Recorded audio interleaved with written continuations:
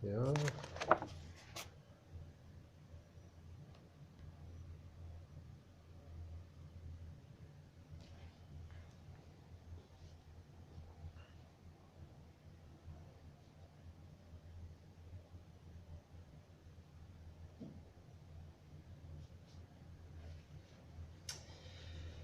Well, most welcome to lecture 1019. And today I will take up this rather marvelous book, Reading Heidegger. I got a chapter earlier from my dear colleague Kalle Lundahl, and I looked into it a week ago, and some of the quotes here are absolutely fantastic, so I will start to read them. The first one is coming from Heidegger, and I'll take it in German as a starter. I'll give you the translate them swiftly. Als Hören der Stimme des Freundes, den jedes Dasein bei sich trägt. När man hör vännernas, or when you hear the voices of your friends, what you get or what it brings is Dasein. And this is actually translated as in hearing the voice of the friend whom every Dasein carries with it. And that was translated by Macquarie and Robinson. These last three quotes, I do understand them, but I will not be able to translate them since they are in French, and that is not a language I know. Comme l'écouter de la voix de l'ami que chaque Dasein porte auprès de lui. I think it's the same thing, but in French. That's correct, Kalle, no? Yes. It's different translations from different people. Yes, now I get it. The friend is silent. This friend keeps silent. Here, at last. This friend says nothing. One could nearly conclude from this, from then on, that this friend utters nothing determinable. Heidegger evokes nothing said by or no saying, however friendly, of the friend. The voice of this friend does not necessarily speak. This friend could be aphasic. One could even be physically deaf without ceasing to carry its voice by sich, with oneself, through its voice. With oneself does not mean right next to oneself. With oneself does not mean the nearest, the closest, nor in oneself. In its strict grammaticality, the phrase says that Dasein carries with it the friend itself. And not only its voice. Als Hören der Stimme des Freundes, den jeden Dasein bei sich trägt. Through its voice that I hear the friend itself. Beyond its voice, but in that voice. I hear and carry the friend with me in hearing its voice. Of course, bien entendu, Dasein carries the friend itself, but not the friend in its totality, in flesh and blood. Dasein carries it, one might say, in the figure of its voice, its metonymic blot, as a part of the whole. What about the rhetoric that seems to complicate the grammar without, however, contradicting it? For it is indeed the friend and not its voice that I hear. What about this exemplary part that seems to be valid for the whole? What does the voice play in this role? And why does hearing assure the presence of the friend permanently carried by Dasein, by sich? the question of this privileged metonymy will no longer leave us. Where then is this voice? Where does it come from? It seems to be neither in us nor outside of us, but within the friend. Neither in our ear nor outside our ear. But what does bei sich tragen mean to say? Where is an ear? What is the inside and the outside of an ear? What is it for an ear to be open? What is the inside and the outside of an ear? What is it for an ear to be opened up? What is it to prick up one's ear? To hear or not to hear? To be deaf? Not to be able or not to be unwilling to hear, perhaps, in the sense in which Heidegger will speak later in the Kehre 1933-34 about Huldeling der Rhein, about mortals that turn, as is said in the French, a deaf ear. Das Überhören. Unlike gods and poets, mortals hear like those that cannot hear. Their understanding is the deaf ear. Das Überhören. And the will not to hear, überhören wollen. I cite this decisive passage immediately for fear of not having the time to devote all the necessary attention to it here later, as well as to what is said of überhören and of misunderstanding, mishearing, sich verhören, or to what is said of the ear in der Satz von Grund. When then is the ear that we lend, as is said in French and English, in particular the ear we lend to the voice of the friend? What is the ear in the literal sense, if there is such a sense? What, properly speaking, is the ear as such and in its singularity?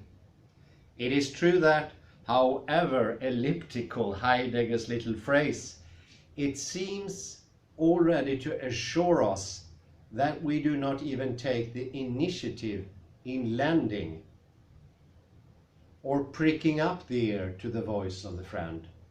Through this voice, Dasein carries the friend with it, whether it wishes to or not,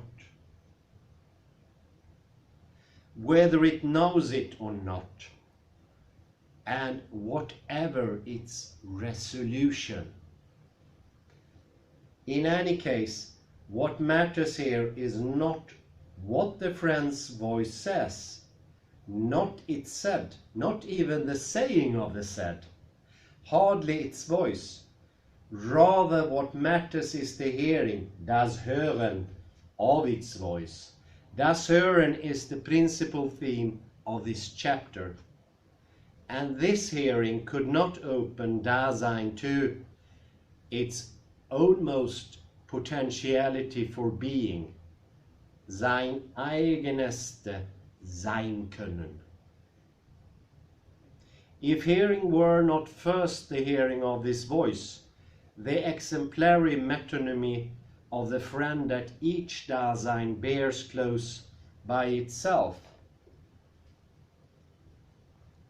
the enigma is situated perhaps not far very close by, if not within these few words, bei sich and tragen.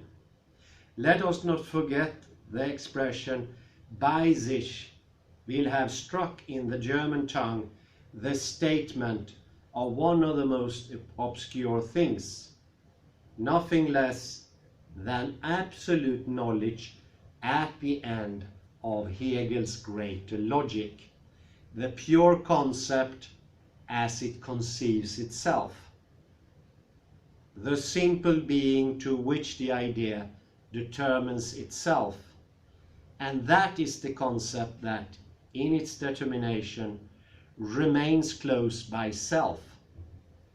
Das einfache Sein, zu dem sich die Idee bestimmt, und ist der in seiner Bestimmung bei sich selbst bleibende Begriff.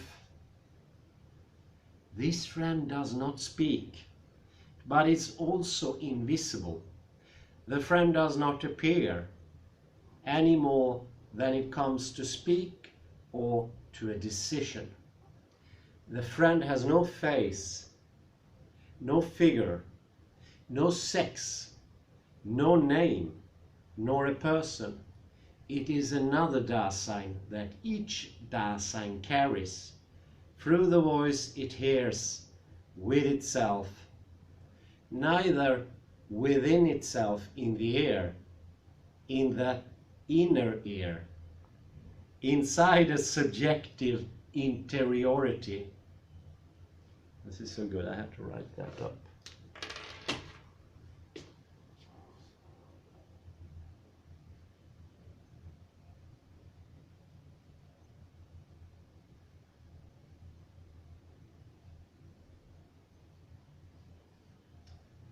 Subjective interiority, that is inside the ear.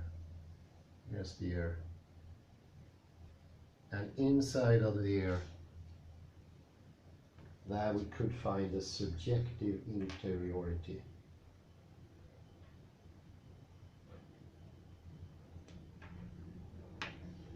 Nor far away, too far from the ear, for one can also hear from afar, in an stereo space, or in some transcendence, but its vicinity, at a distance that is neither absolute, that meaning absolutely infinite, nor null, in the absolute proximity of an ownness, nor the determinable according to some objective unit of measurement in the world. I hope this is clear. Now I'm reaching to the other side that we usually perceive, somewhere here. The objective measurability. Objective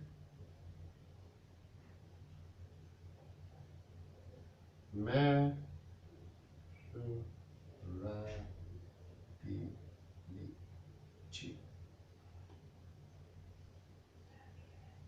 So we have two things here I think we recognize. You can maybe zoom in on this objective measurability.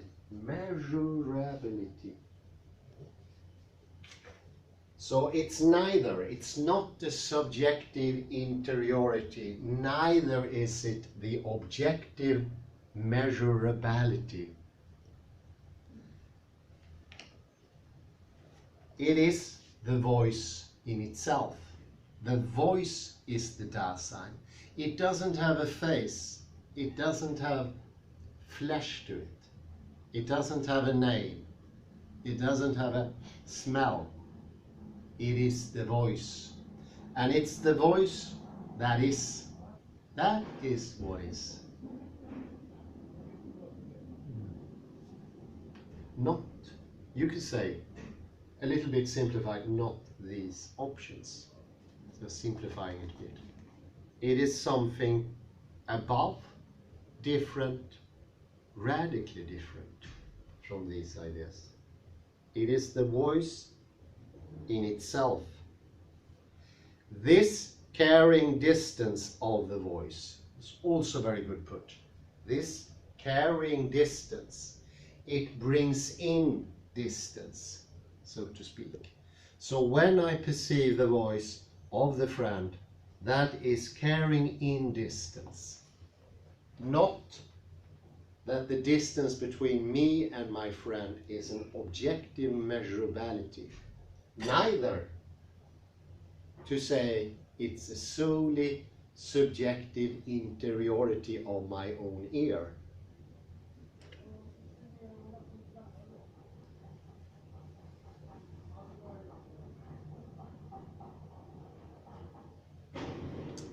And this, of course, also means being within earshot of the voice.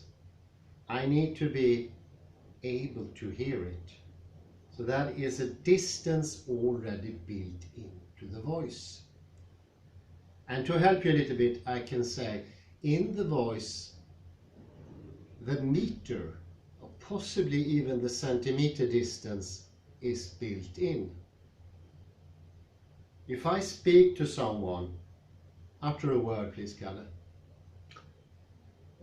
Derrida's ear. So I can hear already with his voice the distance. The distance is carried by his voice. I do not have to open my eyes. It's carried in the voice. Isn't that interesting? Already there. So I think that makes this clearer. That is not objective measurability, it's subjective interiority. I don't have to bring in a measuring rod. I can open my eyes as I did now and see, but that's after Kalle had spoken. In his voice, oddly enough, the room is carried. We are in a rather small room with a rather low ceiling. That is also carried in the voice. But not his flesh, not his face, not his name.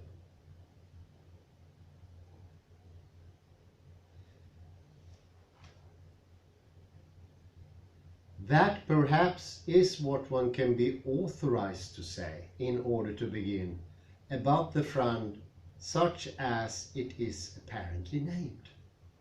Only once named in a brief parenthetical clause of sein and zu.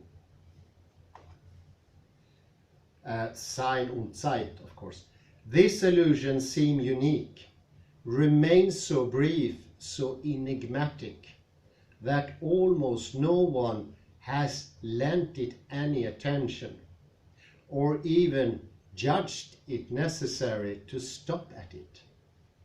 Except to my knowledge, Christopher Finsk, Jean-François Cotin, Jean-Luc Nancy, to whose brief and recent incursions I pay tribute as I am getting ready today to engage myself in a direction that was not theirs.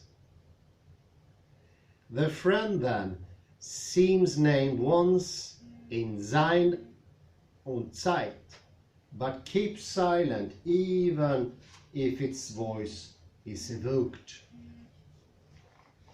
The friend does not appear, has the visibility of no determined figure or face, has no subjective, personal, sexual status.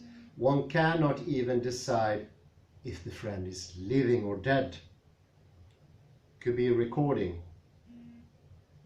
When I say that the friend is named, that is still too much, for it has no proper name. The friend calls perhaps, but it's not then too much. And if called, and nothing permits one to suppose that that friend is singular, even if the common noun that designates this, the voice of the friend, is grammatically singular. the voice of the friend seems rather to confer on it a kind of oneness that does not exclude plurality. That is very important. It confers a kind of oneness, that is a singular person, an individual and nothing more. But it does not exclude plurality. As soon as you start to think plurality is out of the question, you lose it. You will directly lose everything.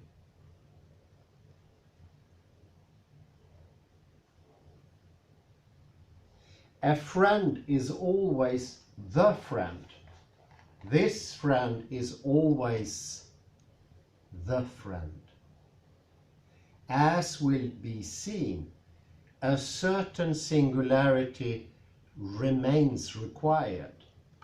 This friend is not the concept friend, nor the friend in general. The friend thus commonly named is not called. The author of Sein und Zeit does not address the friend, does not say to it, as Hölderlin or Aristotle in a famous apostrophe, "O friend, O friends." No. One then can hardly say that the friend is named by Heidegger in Sein und Zeit. I prefer to say that the friend is only evoked.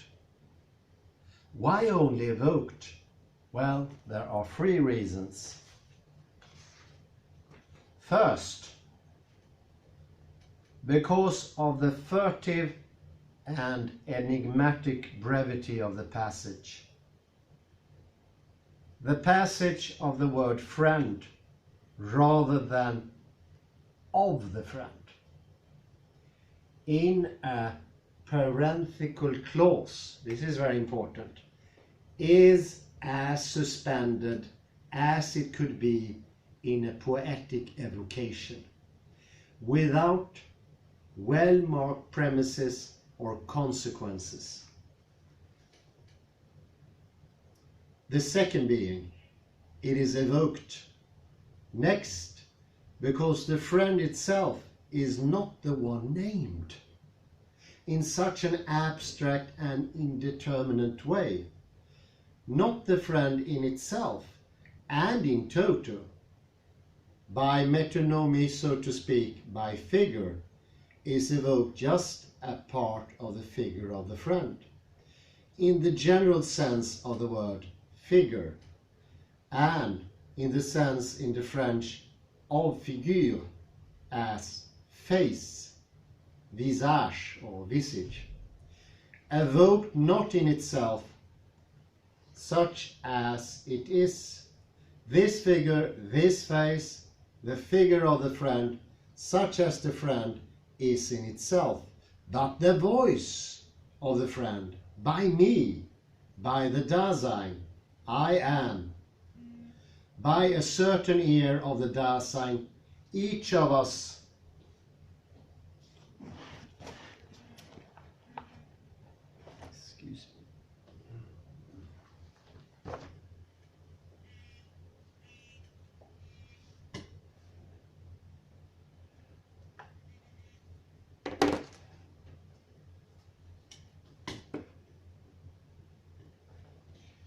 sorry.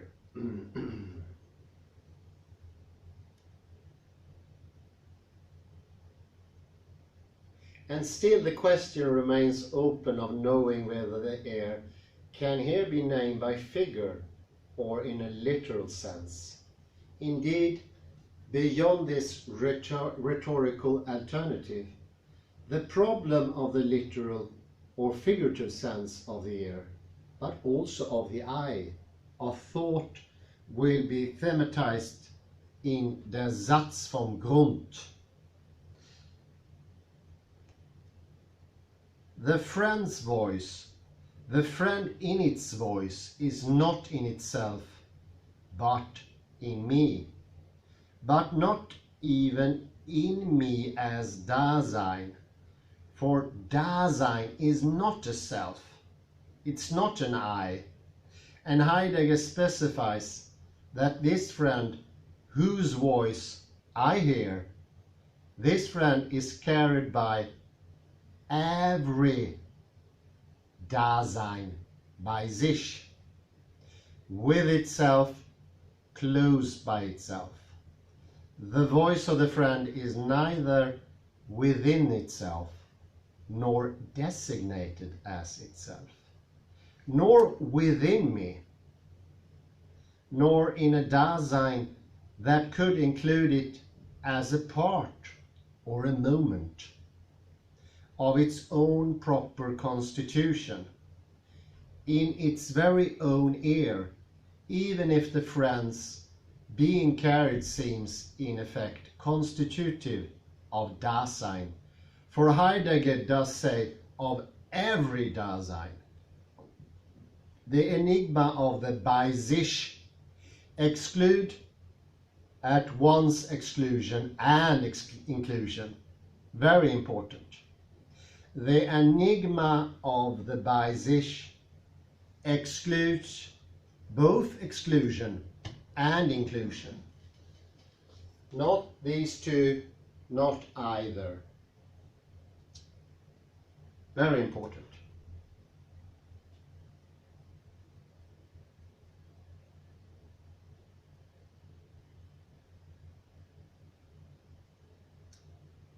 It is not transcendence, nor is it belonging, the exteriority of an absolute stranger and the intimacy of the completely near, distance and proximity. The friend whose voice I hear is not here present, not even present now on the telephone.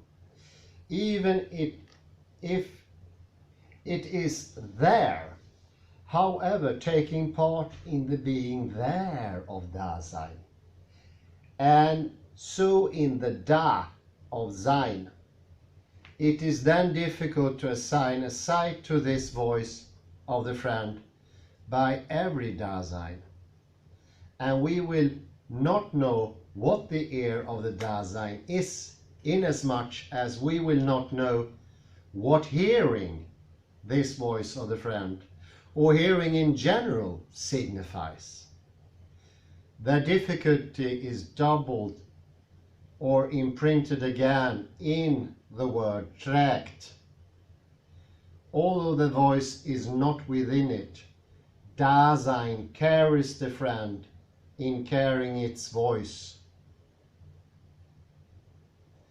Dasein carries with it the friend, its voice, or the hearing of this voice of the other friend, as if these three constituents, hearing, voice, other friend, formed in the silent displacement of the same chain, as it were a unique carrying of this carrying distance of the voice.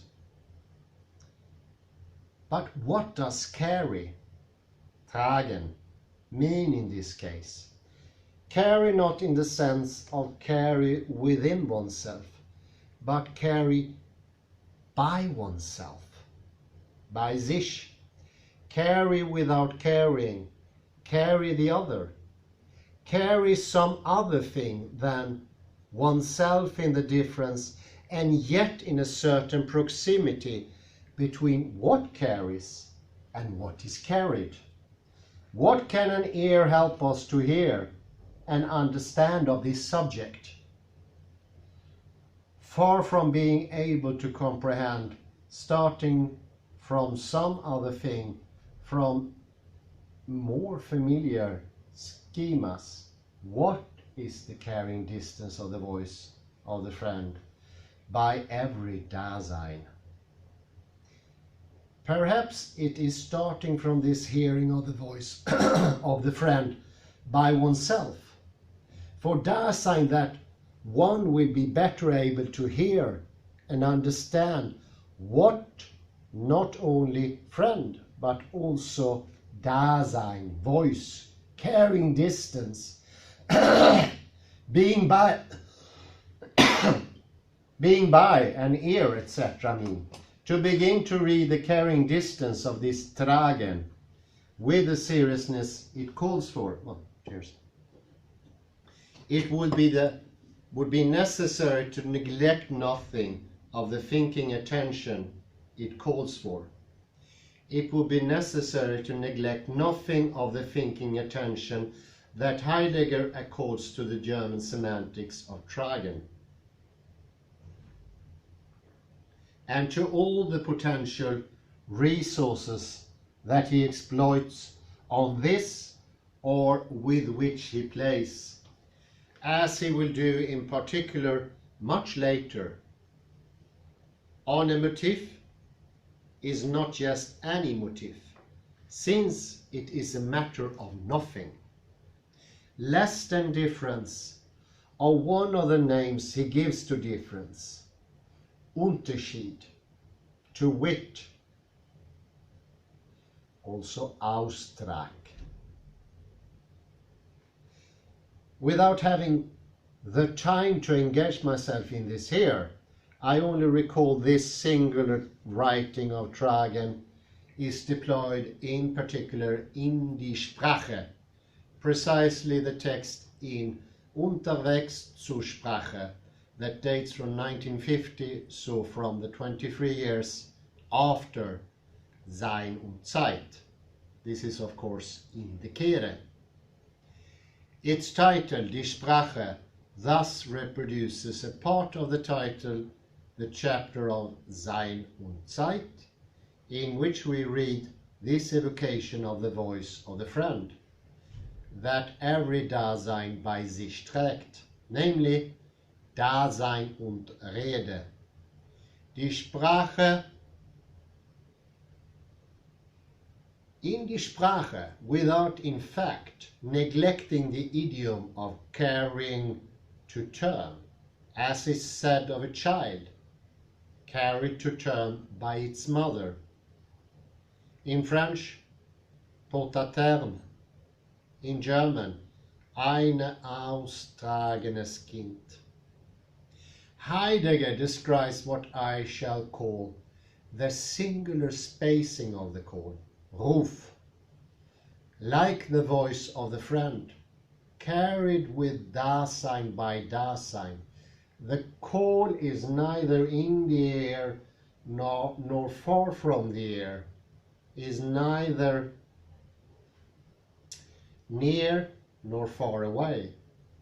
And to describe this topic or this topics, Heidegger calls to the light of day all the enigmas in gestation in the semantics of Tragen. Let me select, for lack of time, a few lines in accordance with what is called in them by the friend's voice thus carried. I cite the lines in German, but I shall not translate them. Rather, I shall hold myself between translation and paraphrase. In die Sprache, Heidegger's listen into a Trakl poem, the author, the poet Trakl, as he will do again elsewhere, at the place where Trakl also speaks of the brother and on the stranger in the text I spoke about some years ago. The sentence I'm going to read follow the famous passage that says, Die Sprache spricht, die heißt zugleich und zuvor. Die Sprache spricht. Die Sprache und nicht der Mensch. Der ruft zwar her, so bringt es das Anwesen des vor dem Ungerufene in eine Nähe, Das Rufen ruft in eine Nähe, aber der Ruf entreißt gleichwohl das Gerufene nicht der Ferne, in der es durch das Hinrufen gehalten bleibt. Das Rufen ruft in sich und darum steht's hin und her, her ins Anwesen, hin ins Abwesen. Speech speaks. That is also first of all means. Speech speaks speech and not man. The call calls indeed to come here. It is thus brings to proximity the presence on what beforehand was not called.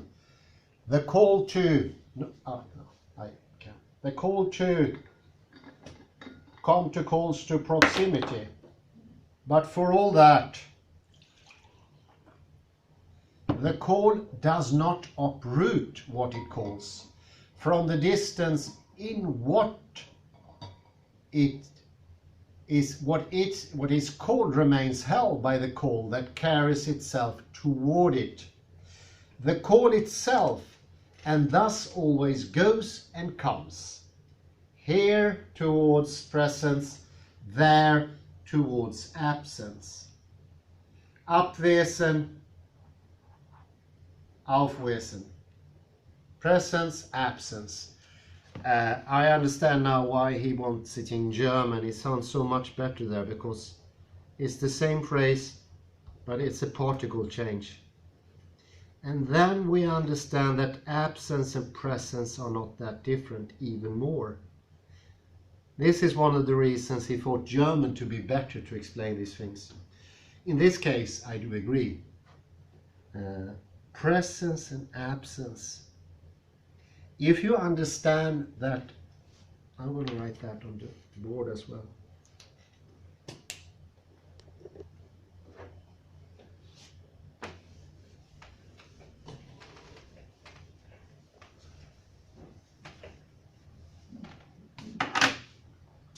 You see here, abwesen, anwesen. Here is even clearer. There is only one letter difference, B and N. And this is to show even clearer how close they are. Absence and presence. They are very, very close to each other. And in the voice of the friend, we have both. Nothing is excluded. And this is what also he means that a singularity is indicated. But it doesn't exclude plurality. Specifically, a singularity is indicated, but that does not exclude plurality.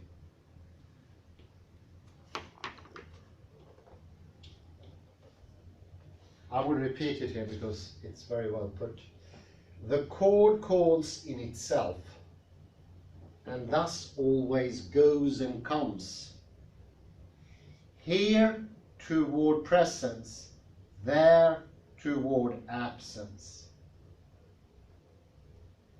Der Ruf ruft zwar her, so bringt das Anwesen vor dem Ungerufenen in eine Nähe.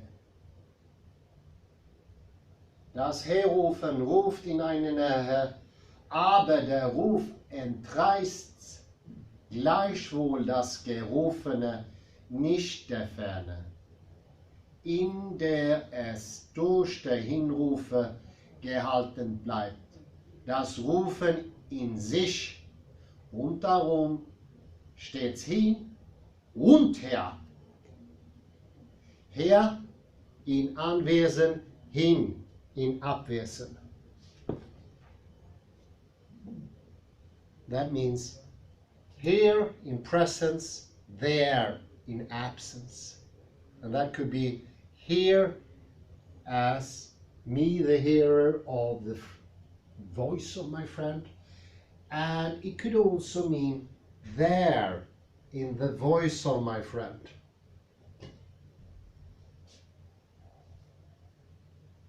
A good clue here is to understand that the voice carries everything. And for me to open my eyes or open my feeling and open my heart and open my mind would be to add something that already exists in the voice of my friend. And what he wants to show with the voice of my friend doesn't have a face, it doesn't have a name. Everything, I would say, is already in the voice. For me to add something to the voice would be a supplement, an add-on. In the very same way as me hearing, and I extra clarify that by shutting my eyes. They don't have to be literally shut. But look at me, I'm shutting my eyes. I don't see where the friend is. But everything is carried in the voice.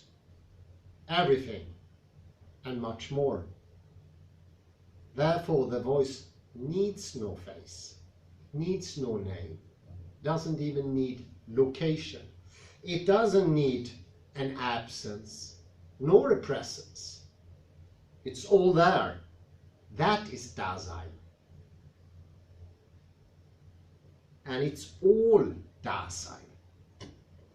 Everything said here of the call and its spacing, of its relation to distance and to proximity, to presence and absence, to neither inside nor outside, seems to me to suit what was already said of the Rufcharakter der Gewissens, or of das Gewissen als Ruf der Sorge.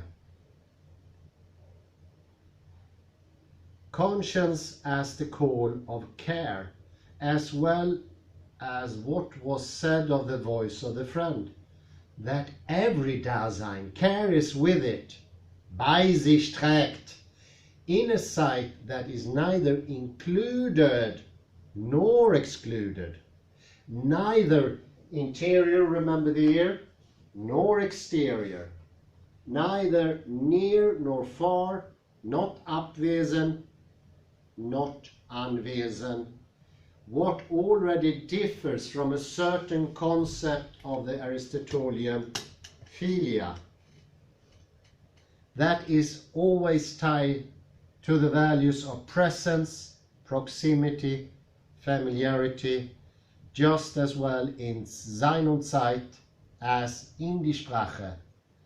The analysis of Ruf must no doubt be brought into contact with this little paraphrase on the voice of the phrase, friend, on the carrying distance of this voice. I shall say, abusing a little the French idiom, that the rapport between these two portées of the voice is to my mind more than an analogy or a coincidence. And further on, still in die Sprache, following again the motif of the Geviert that gathers, das Dingen der Dinge, the thinginess of things, or the thinging of things. Remember, that could be either an adjective or a verb. Heidegger advances in the space that relates or refers tragen to austragen, as carrying, gestation, bringing into the world that brings to term or to birth, and to austragen as difference or diaphora. Diaphora signifies at once difference, Unterschied, but also the different, disagreement. The dis by which one is carried to one side, by which one is separated in being carried along in the discord. In diaphora, as in report, relation, reference, difference, there is the reference to pherons, to carrying porté, to the Greek phero, or the Latin phero, to diaphero, I differ, I defer, I separate, I carry, I bear. I cite again, die Dingen tragen, indem sie dingen, Welt aus. Things, as they unfold their thing being, bring into the world, carry the world to the world. Unsere Altensprache nennt das Austragen, bären, bären. Daher die Wörter gebären und Gebärde. Dingend sind die Dingen, Dinge. Dingend gebärden sie Welt. Are all tongue names this carrying to term? Austragen, bären, bären, from which come the words gebären, give birth, carry to term, deliver, bear children, all sorts of gestation. And gebärde, gesture, deeds, behavior, how one carries oneself. Comportment. In unfolding their thing being are things. In unfolding their thing being, they are jest or guest, as in gestation. It's a jest world. They carry it during gestation, carry it to term, give it a comportment, a countenance, a figure, a face, a gesture. Now, on the other hand, on the other name of what carries the world to the world and to term in the Austrag is gathered unity or intimacy of the difference. Unterschied, two words of Unterschied with a devise. That Heidegger writes here in two words. I'll write it down as well. Unterschied.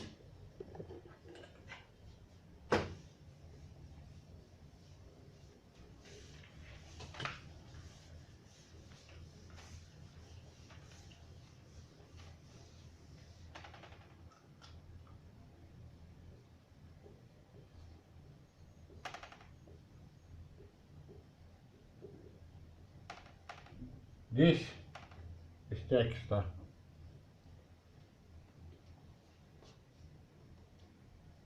It's specifically important that this is put in here to show that there is a difference already in Unterschied or of the diaphora.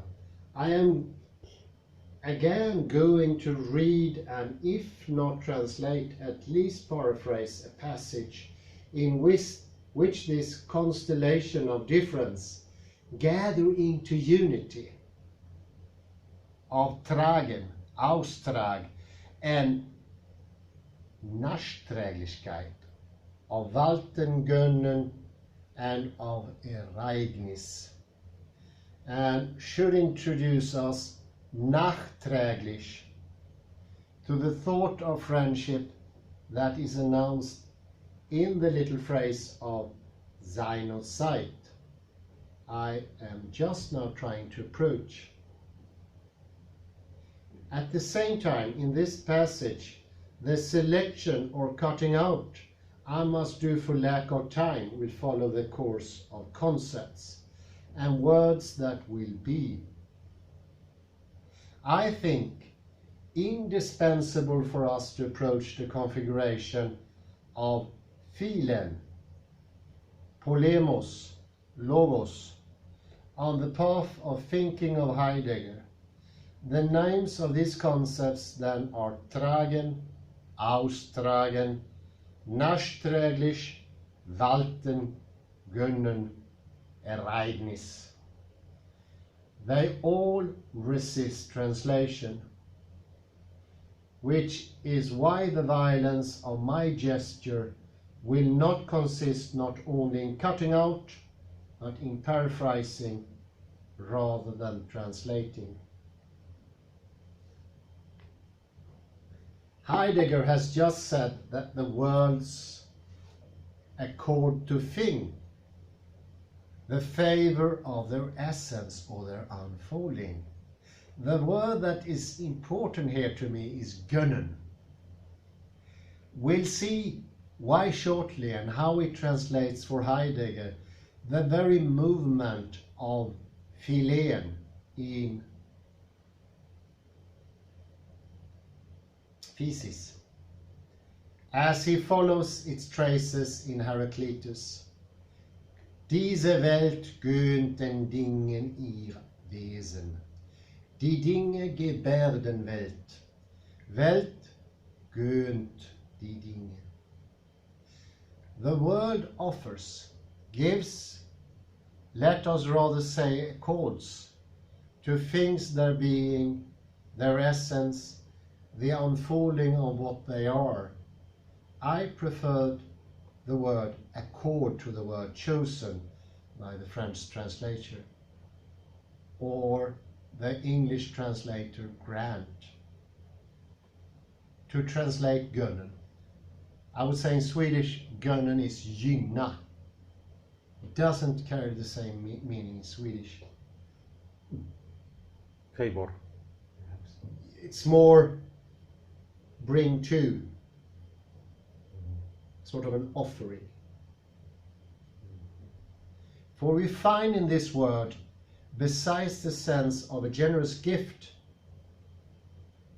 that of accord, of armonia, of harmony as a chord quasi-musical and perceptible to a certain ear. I will stop there and just bring a little example that could help. In Japanese, if you bring something to someone, a favor for instance, or could be a thing as well, there are no accusative or objective or any of those grammatical, what we call grammatical tools to help us. Instead, we need to tell proximity and relationship. They tell it by closeness. And for some reason, I always thought that was extraordinarily complex. So you tell how close are the two to each other. You don't speak about from and to. You start with the proximity. How close are they? And then you go further to show the relation in space in between the two. And this makes for an incredible complexity in the very, very simple word of gynna, gönnen, or giving, helping, offering, sacrificing. You see, sacrifice, offering, giving, helping, they are similar from a real perspective, so to stop before the grammatical. My remembrance of this was it was extraordinarily complicated. It's a whole book, and it's not a book you can skip either, because you need to show this. And all these things, in English we can use the word give, and we can use to and from. Whereas in Japanese it's a complexity that is, I don't know how to show complexity, but it's just beyond belief. And it grows.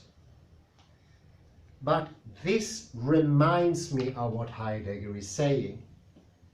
The voice carries everything. To add a face, a name, distance, here and there, transcendence, absence, presence, will actually, in a way, exclude.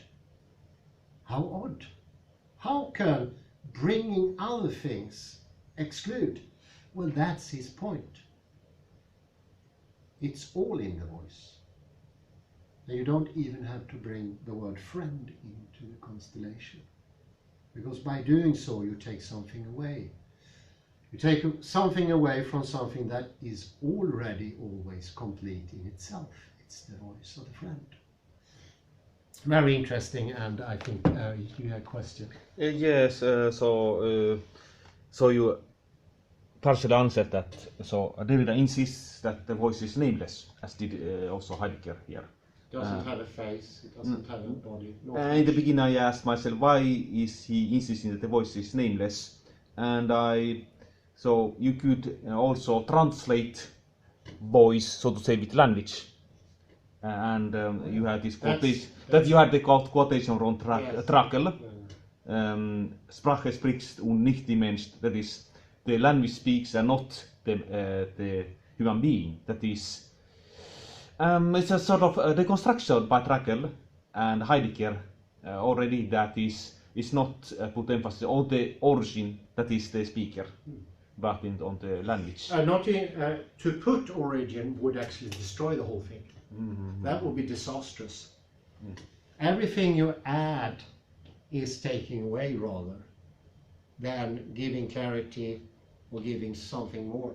And it should also be noted, Sprache means both speech, language, and could also mean voice. So more or less one understands that German somehow is very important in the reading of what he wrote. And Anwesen and Abwesen shows that too. You see the closeness, and it helps you to understand, wow, I see the words are very close. There is only one letter's difference. Maybe I exaggerated the difference somehow. I think we better end there. Thank you. Very interesting text. I show it once more. Reading Heidegger Commemorations. And this has, as he wrote, not been brought up by anyone else. But I would say Rudolf Gachet does that as well. Yes. Thank you. Okay, thank you very much, and a very pleasant afternoon to you. Bye-bye. Thank you.